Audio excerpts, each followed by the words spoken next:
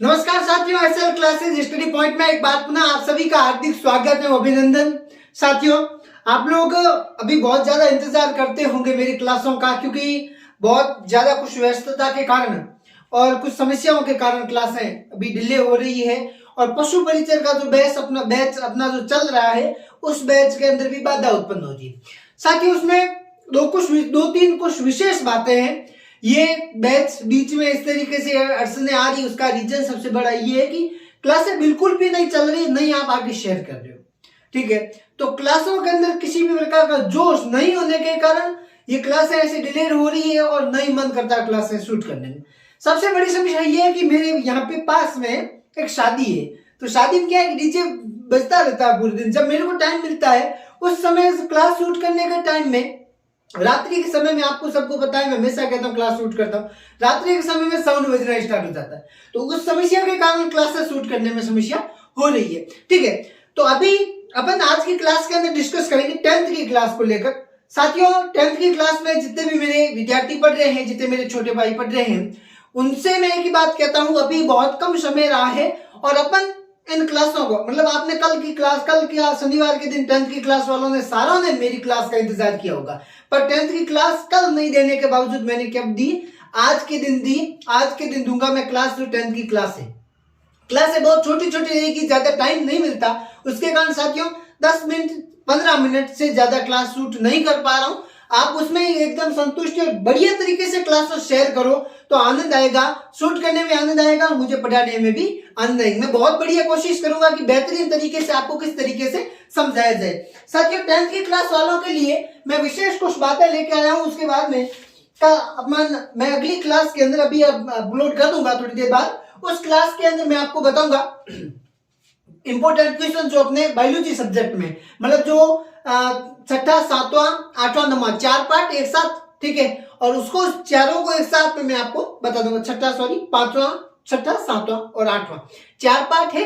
उन चारों पार्टों का क्या है कि एक साथ में मैं आपको अच्छे से उसके क्वेश्चन बता दूंगा, एग्जाम में किस तरीके से पूछे जाते हैं। साथ ही साथियों, अब देखो, आपके सबके स्कूलों के अंदर प्री बोर्ड हो चुके हैं, प्री बोर्ड से संबंधित सभी प्रकार की जो भी है वो बातें हो चुकी है। अब साथियों, आपको अलर्ट हो जाना है, संपूर्ण प्रकार से आपके शिक्षक गणों ने आपकी मदद कर दी।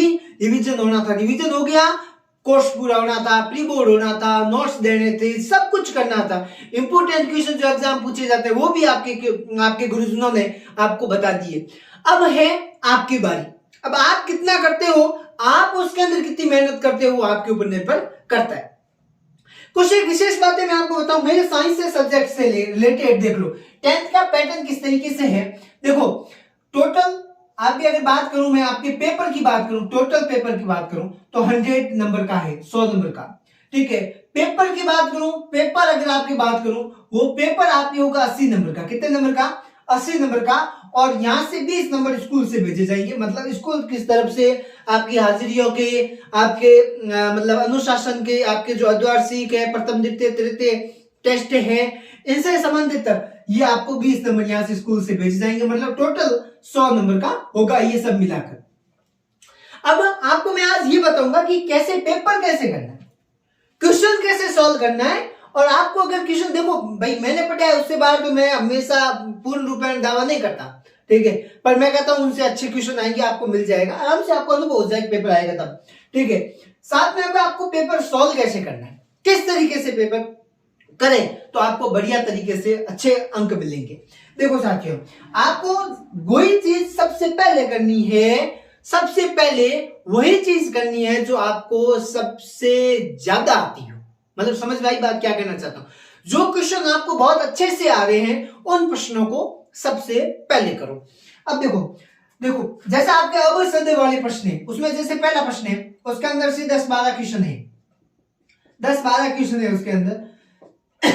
उन 10-12 क्वेश्चनों के अंदर, मतलब 10-12 क्वेश्चन, उनको क्या करो, एक साथ में लिखो। जैसे प्रश्न नंबर एक लगाया, फिर पहले प्रश्न का 2 ऐसे लिखो, एक लाइन खाली छोड़ी, उसका पूरा उत्तर लिखो। पूरा उत्तर बोले तो जैसे आपको कोई पूछ ले कि C6H12O किसका सूत्र है, निम्नलिखित में से C6H12O किसका सूत्र है, उसमें से ब ऑप्शन है वो ग्लूकोज है। अब सही उत्तर कौन सा होगा? ब ग्लूकोज।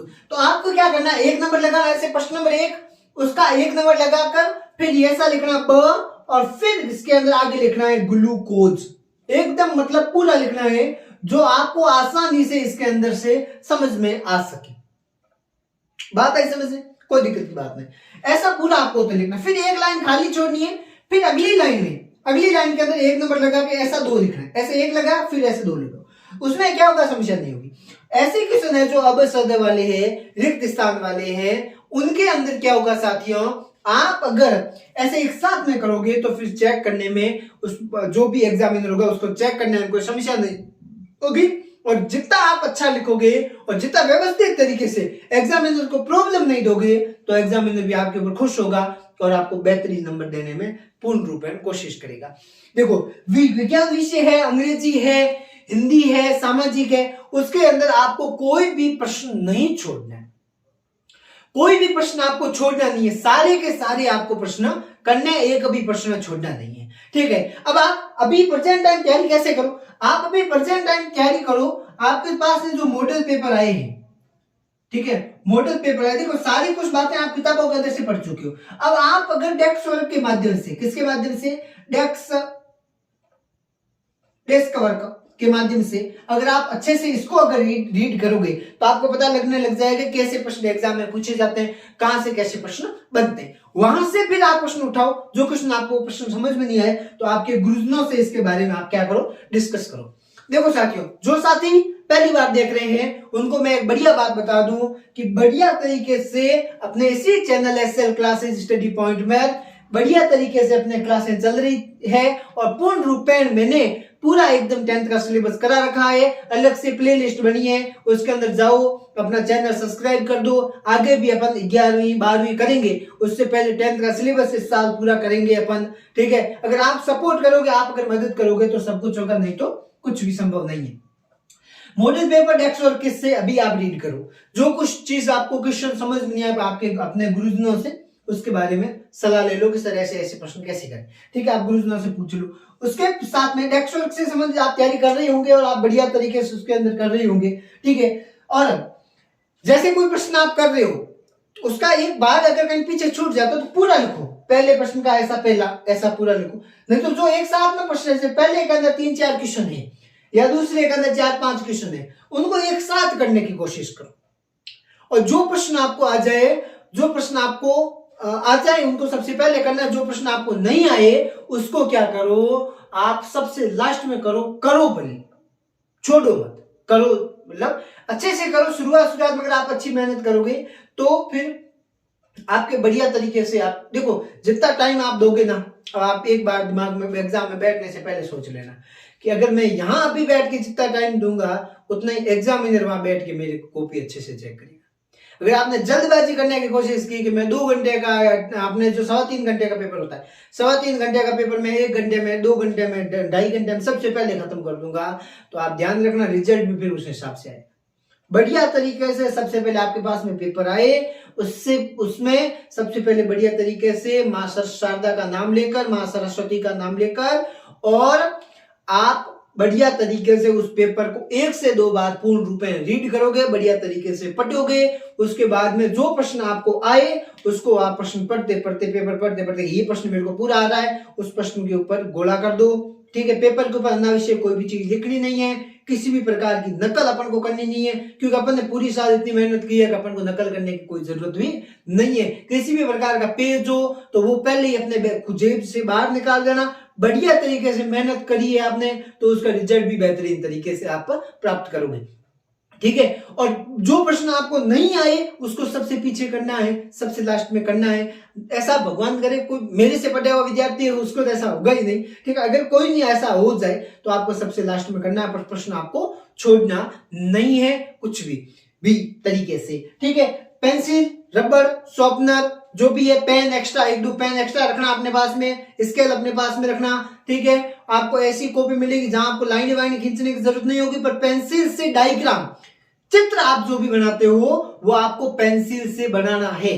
ठीक है, व्यवस्थित तरीके से इन बातों का ध्यान रखना, बेहतरीन तरीके से पेपर देना। और अब तक आपके पास में आपने अगर रीड नहीं की है तो बेटा आप बढ़िया तरीके से पढ़ना स्टार्ट कर दो। मैं आपको कहता हूं आप अगर कहीं से पढ़ रहे हो, किसी भी स्कूल से पढ़ रहे हो, कहीं से बड़ी फीस देके पढ़ रहे हो, बहुत बढ़िया बात है आपके पास है।